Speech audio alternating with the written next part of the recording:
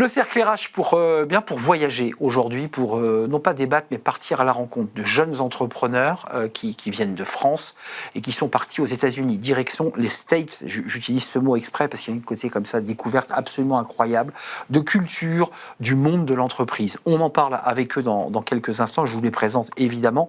Et puis je vous présente Marie-Laure Idé. Bonjour Marie-Laure. Bonjour. Directrice pôle entrepreneuriat, les déterminés. C'est vous qui portez cette learning expédition. Alors, c'est pas vous qui avez le terme learning expédition, ça existe, mais On n'est pas les premiers. vous l'avez conceptualisé versus les déterminés pour faire émerger des entrepreneurs qui ont créé leur boîte en France, et en France, dans des quartiers prioritaires, et à qui vous dites sélection, parce qu'on va en parler, c'est pas si simple, hein, ça rigole pas, et puis ensuite on part aux États-Unis. Comment est née l'idée d'abord? Et puis je vais d'abord présenter mes invités, puis je vous poserai la question sur la naissance de l'idée. Sophia Labed, vous êtes partie aux États-Unis, on va en parler avec vous. All Hearts on Me. Bien dit. Exactement, parfait. C'est parfait. Bon, on tient quelque chose. Vous êtes parti aux États-Unis et vous faites des tatouages éphémères et vous êtes venu nous présenter, voilà, ceux que vous avez sur la main. Au bout de 3 semaines, ils disparaissent et on peut avoir de magnifiques tatouages. Et l'avantage, c'est qu'on peut les changer. Parce que très souvent, on voit aujourd'hui des gens qui se lassent de leurs tatouages et qui sont obligés de se gratter la peau. C'est absolument horrible. On parlera avec vous de ce que vous avez créé ici, comment vous avez réussi à vous faire sélectionner. Et puis, on va en parler avec votre collègue, parce que vous avez aussi partagé des expériences de co-développement avec vous, Sébastien Jallier. Bonjour Sébastien, fondateur de Compé. Exactement, Compé, exactement. Compé. Compé. Compé. Il n'y a pas un accent. Non, il n'y a pas d'accent. Ancien sportif de haut niveau. C'est bien ça. Footballeur américain. C'est bien ça. Donc, qui est un sport absolument dingo. Et vous avez créé quoi? Un produit que l'on boit, exactement, qui est un dynamisant, on peut le dire comme ça? C'est une boisson énergisante, c'est une alternative aux boissons énergisantes, qui est un petit shot de 60 ml. Voilà. Et vous ne l'avez même pas amené pour... Ah, bah si, il est là. Vous l'avez? Bon, on le boira à la fin de l'émission. Naturel. Organique. Entièrement organique. Revenons aux sélections, puisque c'était la question que je vous posais avant de vous présenter Sophia et Sébastien. Marie-Laure, il le raconte sur son post LinkedIn, donc j'ai tout lu. Globalement, il y a un panel d'entrepreneurs. Sélection drastique. Sélection drastique. Un dossier et l'oral. C'est ça. Absolument. Les entrepreneurs qui sont sélectionnés pour participer à la learning sont tous issus de nos programmes. Donc, c'est déjà des entrepreneurs qu'on a formés, qu'on a torturés pendant au moins 6 mois et qu'on resélectionne pour qu'ils puissent participer. Donc, c'est un dossier qui est énorme, qui fait au moins une 50aine de pages, où ils doivent défendre leur entreprise, leur stratégie, leur vision, leur ambition. On prend les 10 meilleurs. Donc on en laisse un peu plus sur dossier. Sur dossier. On laisse un peu plus de 95% de gens sur le carreau à ce niveau-là. Les 10 meilleurs qui ensuite défendent leur projet devant un jury d'experts qui continue de les torturer justement pour prendre les entrepreneurs sur lesquels on a le plus de... Jury d'experts, il faut préciser, c'est des belles boîtes. Hein. C'est quand même des gens qui représentent de très belles entreprises. C'est ça l'objectif. Hein. Tout à fait. Hein. Ça va être des entreprises comme Business France, comme BPI, comme AXA, comme Wells Fargo. Enfin bref, qui sont des gens qui ont d'ailleurs un pied entre la France et les États-Unis et donc qui maîtrisent très bien les deux marchés et l'entrepreneuriat. Et c'est sur cette expertise-là qu'on se base pour sélectionner les futurs rockstars qui partent avec nous aux US. On va parler des États-Unis. Donc il y a quand même, vous l'évoquez, la difficulté, le speed de faire le dossier, de le mettre en page, de corriger les fautes comme tout le monde, de faire un truc propre, ensuite d'aller à l'oral. Quand on vous a dit, ça y est, vous êtes sélectionné, à quoi vous avez pensé, comment vous avez réagi? Parce que je veux dire, c'est pas rien. On vous dit, vous allez partir 15 jours. Dans des villes mythiques, Los Angeles, San Francisco, comment vous réagissez? Moi, alors déjà, c'était complètement fou. Déjà, cette partie de... Parce qu'il faut savoir prépa. Alors, il faut savoir que moi, je commence j'ai juste une idée, il y a 1 an. Voilà, il faut qu'on se mette dans le truc, c'est qu'il y a une idée, j'ai une idée, j'ai une vision qui est très forte, qui me guide tout, Mais c'est pas encore dans un bouquin. Quoi. Bientôt peut-être. Voilà. C'est ça. C'est pas conceptualisé. J'espère. C'est dans la tête. C'est dans la tête. Et en fait, je vais déterminer avec mon produit qui est même pas conceptualisé. C'est-à-dire qu'il n'y a même pas de marque. La première fois que je pitch chez Compé n'existe pas. Compé n'existe même pas encore. Juste l'idée, la vision avec les Jeux Olympiques de Los Angeles. Parce qu'il faut savoir que le flag football, qui est un dérivé du football américain, sera le sport le plus regardé au monde pendant les Jeux Olympiques de Los Angeles 2028. Donc c'est ça la vision. Je n'ai que ça en tête. Voilà. j'ai mes coéquipiers qui sont jeunes, qui n'ont pas encore en fait le... Ça, c'est un produit, entre guillemets, dans votre tête, que vous destinez que dans ma tête. À ceux qui font ce sport et qui ont besoin de boost, parce que c'est un sport cardio et très fort. Et en fait, c'est ça l'idée. L'idée ne part que de là. Donc j'étais accompagné pendant 6 mois, c'était super intense, très intense.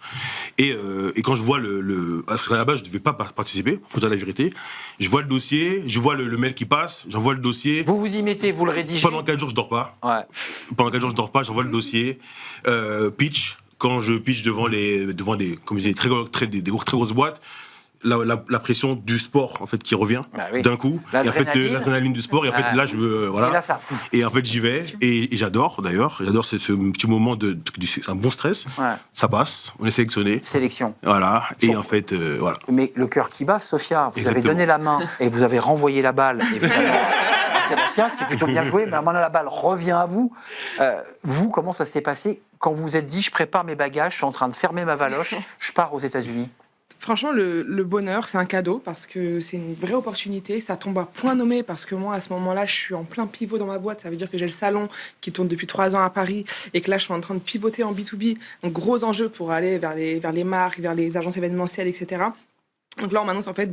plus du particulier, mais... Voilà, on développe le B2B. Et en fait, là, tu vas aller sur le terrain le plus approprié pour tester. Là, il y a les plus grosses agences événementielles et les plus grosses marques. Allez, on accélère, vous prenez l'avion. Ça y est, c'est parti. Là, vous n'êtes pas masqué comme dans l'émission de télé. Vous savez où vous partez. Exact. Qu'est-ce que vous voyez qu'est-ce que vous voyez la première fois? Qu'est-ce que vous ressentez en arrivant aux États-Unis, au-delà de la taille des routes, les êtres humains que vous croisez et qui vous parlent d'entreprise? Qu'est-ce qu'ils vous disent?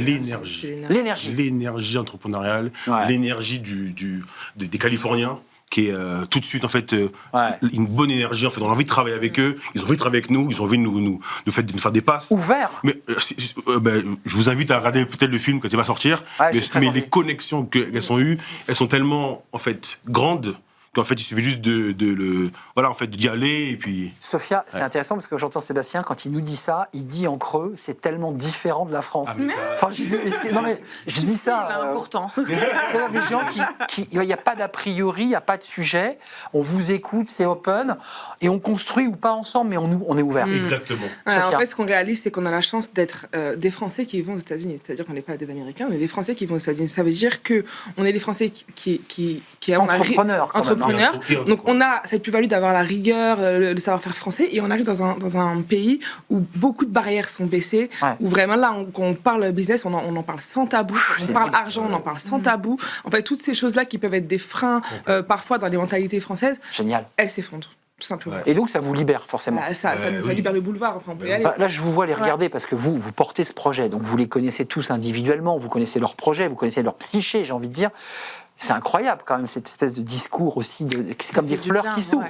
Complètement, et ce que l'on cherche nous dans la learning, c'est bien sûr ouvrir des opportunités, faire des rencontres, aller chercher des financements, enfin bref, il y a toute la partie business, mais c'est aussi ce changement de mindset, puisqu'on ne peut pas être complètement insensible à une séquence aux États-Unis, surtout en Californie, où il y a cet amour du risque, de l'entrepreneuriat, et tu l'as très bien dit, il n'y a pas de barrière, il y a cette ambition, il y a cette volonté de réussir de toute façon. Quand on revient en France, on revient changer avec une nouvelle vision en tant qu'entrepreneur, et ce qui est hyper intéressant, là c'est la 4e édition, mais les éditions 1, 2 et 3, tout le monde revient avec la même chose, une ambition décuplée, beaucoup plus d'envie, et cette niaque qui va à fond, quoi. Là, vous êtes revenu, vous êtes redescendu sur Terre, vous êtes revenu en France. Non, je veux dire, il vous arrive comme ça d'avoir des chocs comme ça un peu presque culturels quand vous êtes en discussion en France et vous dites mais enfin c'était pas comme ça au States. Est-ce que vous le verbalisez? Est-ce que vous dites mais je rentre des États-Unis, on me parlait pas comme ça? Enfin, est-ce qu'il y a des choses comme ça une forme de décalage un peu violent finalement? Bien sûr, en fait en tant qu'entrepreneur, à moins d'être dans un cercle d'entrepreneurs, on va se sentir un peu comme un extraterrestre en réalité parce qu'on va parler d'argent, on va parler d'échelle, on va être dans des échelles où, et des ambitions. Où les gens vont nous prendre pour des fous. Et en fait, quand on était là-bas, on ne venait pas pour des fous. C'était totalement normal en fait de penser comme ça. C'est un grand pays en fait. C'est ça en fait, c'est un pays d'entrepreneurs normal, de goût du risque.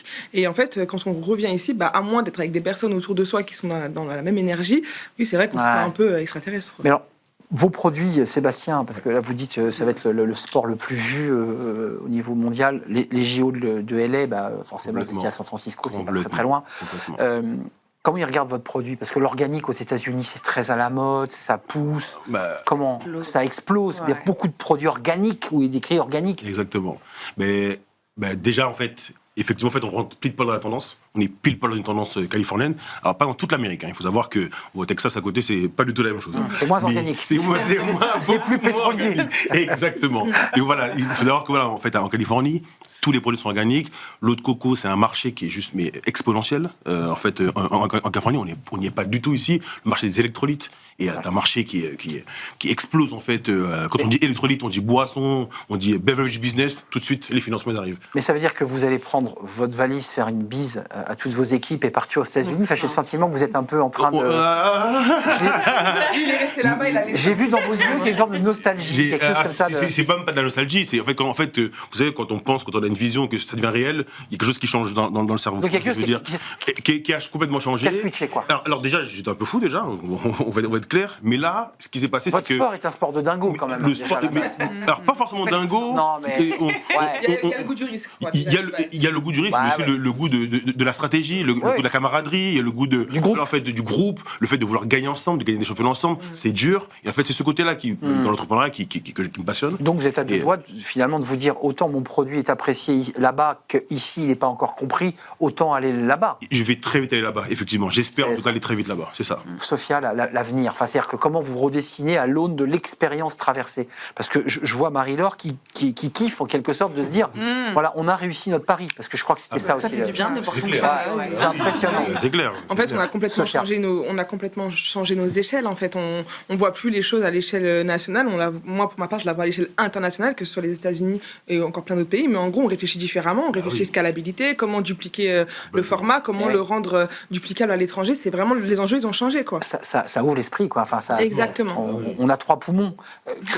C'est vrai, il y a cette énergie décuplée. Là, comment on fait après? Quand vous récupérez, vous les retrouvez, il y a un débrief, on discute, on se pose, on essaie de voir. Je vous sens très déçu que Sébastien parte aux États-Unis. Ça va nous faire mal au Il enverra des cartes traverser l'Atlantique, mais c'est pas grave. Non, mais on est très contents pour eux. De toute façon, nous, notre mission, c'est qu'à la fin, ça marche pour eux et qu'ils puissent se lancer sur place. Les entrepreneurs des éditions précédentes, maintenant, ils font 70-80% de leur CA là-bas. Et donc, la question de prendre ses valises et de traverser l'Atlantique, en fait, elle est quand même vachement ancrée. Et c'est tout le mal qu'on leur souhaite, de toute façon.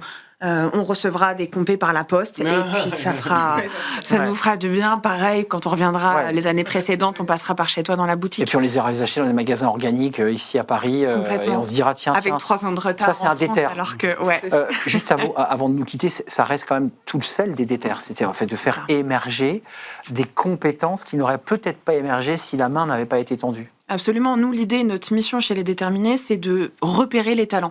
Et les futurs rockstars, c'est clairement ce qu'on a vu dans Sophia et dans Sébastien. Et pour ça, d'ouvrir toutes les portes possibles et imaginables, que ce soit en France ou que ce soit à l'étranger, que ce soit avec des partenaires ou avec des financeurs. C'est ça notre mission et donc on est hyper contents de les voir réussir. Quel choc! Liberté, ouverture, envie d'avancer. Ça a dû être un choc thermique que vous êtes revenu en France, non? Il devait faire froid en plus. Il y avait du pain sur la planche quand on est revenu. C'est ça. Il y a du pain donc il y a sur quand même un petit moment de trou, quoi, de descente. On redescend, on atterrit sur Terre, on re-atterrit sur Terre, mais on a toujours laissé un bout de nous là-bas en disant on va y retourner, on a laissé un petit bout là-bas. Donc vous aussi, Sophia, vous avez aussi dans le scope l'idée d'y retourner, de créer des liens et de continuer à échanger, j'imagine, à distance avec des clients peut-être. Oui, des agences événementielles, des marques, des grosses agences d'activation de marques, etc. Donc... Quel moment de bonheur qu'on a partagé là sur ce plateau. Merci Bravo. à vous. Merci pour votre énergie. Merci à vous. Merci pour la suite de votre parcours entrepreneurial, parce que je crois qu'il y a plein de belles choses qui vont se dessiner. Merci à vous, Sophia. All Arts on Me. Bon, déjà, vous êtes prête pour partir aux États-Unis. Et compé. Comme les 5 premières lettres de compétition. Compétition, c'est ça. Et en créole, compé, ça signifie mon partenaire, mon pote. J'allais vous demander, parce que c'est à l'origine aussi du créole. Exactement. Avec du lait de coco. Et de l'eau de coco. De l'eau de coco. Pas l'eau de coco. Oh là là là là. Merci à vous deux. Merci à Marie-Laure Idé, directrice pour l'entrepreneuriat Les Déterminés, 4e Learning Expedition. Et merci à vous pour votre présence sur le plateau. On tourne une page tout de suite, c'est Fenêtres sur l'emploi. C'est le livre de Smart Job. Et on accueille Mehdi Moussaïd. A-t-on besoin d'un chef? C'est la question qui est posée dans ce livre. Réponse dans quelques instants dans Fenêtres sur l'emploi.